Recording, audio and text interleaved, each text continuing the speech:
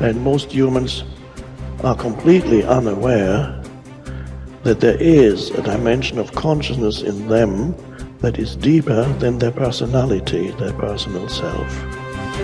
So they are trapped on the surface level of reality, and that is not a pleasant place to be. We confuse signs, words, numbers, symbols, and ideas with the real world. Most of us would have rather money than tangible wealth, and a great occasion is somehow spoiled for us unless photographed. And to read about it the next day in the newspaper is oddly more fun for us than the original living. And all so-called civilized peoples have increasingly become crazy and self-destructive because through excessive thinking they have lost touch with reality. Reality is the part of you that is eternal. And when you live there, you abide in an absence of fear. And you begin to know that life itself is a sublime experience. And there are no accidents in it at all. And that intelligence, whatever you want to call it, flows through each and every one of us.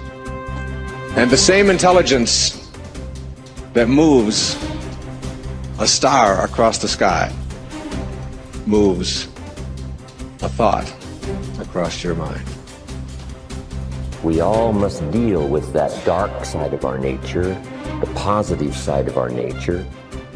And it isn't that it ever gets done or finished, but that we should suppress those things that would cause us trouble, not only within ourselves, but cause us trouble with someone else. It's a never-ending challenge, but to still always be who you are. But who we are is, you might describe it as dual nature. And the key to life is to become the most of the good in you and the least of the bad. Because you've got to make a move which will put yourself out of your own control into the control of a better. If you don't believe in the Christian kind of a God, you can believe in the Hindu kind of a God, who is your inner self, the real self, the spirit, which is substantially identical with God.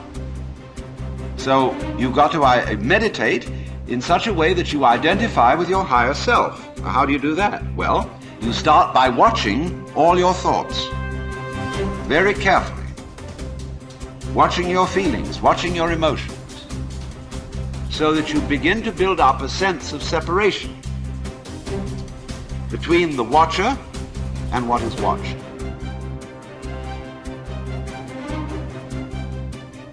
You cannot change conditions or circumstance. You don't have to let them control you. We can't control what's going on outside, but we can control what's going on inside. Unfortunately, I don't think many of us have been raised to really understand that. And it's a lack of understanding that's causing all our problems. We are the only creature on the planet that's totally disoriented in our environment. All the little squirrels, the birds, all the animals are completely at home in their environment. They blend in. You and I are totally disoriented in our environment. We've been given the mental faculties to create our own environment. However, we go right through school and we've never learned that. We have higher faculties, and the average person has no knowledge of how to operate with them. We have perception, the will, reason, imagination, memory, and intuition. Those mental faculties, they're not just words. They're actually mental faculties that we can use to take control over our world and to create the environment that we want. But unfortunately, we grow up, we don't know that. We've been raised to live through by what we see, hear, smell, taste, and touch. We've been raised to be controlled by what's going on outside. As little kids, will you listen to what I'm telling you? Will you look at this? You know,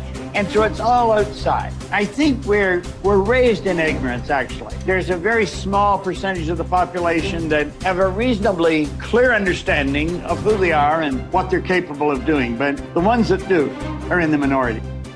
It's so important for people to remember that they're the creators of their lives instead of the victim of their lives. The victim is saying, I'm feeling this way because that person or that circumstance or I don't have any money is causing me to feel this way. That's my relationship with money. What that really means is I'm using my lack to reaffirm my dependency, my addiction, my conditioning. That's my relationship with money, is that I put my attention on money because I don't have it. Their relationship with money is, of course, built on lack. And so when they don't have it, they feel bad. What they're really saying is my outer environment, my reality is actually controlling the way I feel and the way I think. So Louis, why are you in a good mood today? Things are going good. Why are you in a bad mood? Things are going bad today. So this unconscious program of victimization is saying that we're allowing our environment to influence the way we feel and the way we think. Isn't that what victimization is? And the stronger the emotion we have to our lack, the more we put our attention on the fact that we don't have it. So then the person has forgotten that they're creating reality because what they're creating is lack. Okay, let's create from the field instead of from matter. Get a coherent heart, get a coherent brain, relax in the heart, and energy moves right into the brain. We've measured this 1,000 times, and all of a sudden the person moves into these beautiful, elegant brainwave states where they're super creative, right? The future must become the present in the imagination of the one who would wisely and consciously create circumstances. I think right now everybody wants to create circumstances because they don't like the ones they find themselves in. But you see, you cannot change the circumstance you find yourself in. You can only change your perception of them. And when you do that, you change the circumstance. So we say here, the future must become the present in the imagination of the one who would wisely and consciously create circumstance. We must translate vision into being. Thinking of into thinking from. Imagination must center itself in some state and then view the world from that state. See yourself where we want to be and then be there. Thinking from the end is an intense perception of the world of fulfilled desire. That is so cool. Thinking from the end is an intense perception of the world of fulfilled desire. So what are we doing? We're building a goal, and then we see ourselves already having accomplished the goal. Thinking from the end is an intense perception of the world of fulfilled desire. Already got it. I don't have to get it, I've already got it. That's an intense perception of the world of fulfilled desire. In other words, you got it. It's here. Now think. Are you thinking from the end or are you thinking of the end? If you're thinking of the end, your thinking is way out there. If you're thinking from the end, you're part of it. See, the end result has already happened in our mind.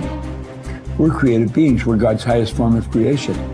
We can create in our consciousness the kind of person we want to be and then be that person. And that's what he said here. We must translate vision into being. So we don't just visualize it, we be it. The longer you're conscious of that energy, the more you draw that future to you. What does the synchronicity mean? It means whatever you're doing inside of you is producing that effect outside of you. Pay attention to what you did. And do it again. Yeah. So generate a little bit more abundance. Just do it for an experiment. Now, when the synchronicity happens, do you think you feel suffering or do you think you feel a little excitement? You feel inspired, right? Mm-hmm. So then that synchronicity is saying, use this energy, use this feeling. It should be easier for you to feel this now and go back and do it again. Mm-hmm. Keep the experiment going. Then here comes the promotion, here comes the email, here comes the person you meet at the right time, yes. Right? Well, we have something happening here, and then that becomes the momentum, right? So then we generate abundance. That's how we do it. We generate abundance, right? So then if you have an hour meditation where you're tuning into your abundant future, but then you're spending the other 15 hours a day in lack, don't expect anything to change. You defaulted. Mm-hmm. You're back to the old energy. And if you say it's that person or that circumstance or that bank account, I'm going to say you're back to the unconscious program of being a victim, right? So then let's go a step further. If your personality creates your personal reality, and it does, and your personality is made up of how you think, how you act, and how you feel, then the present personality who's listening to this podcast has created the present personal reality called their life. Nothing big there. Which means if you want to change your personal reality, you're going to have to change your personality. Right. Nothing changes in your life until you change.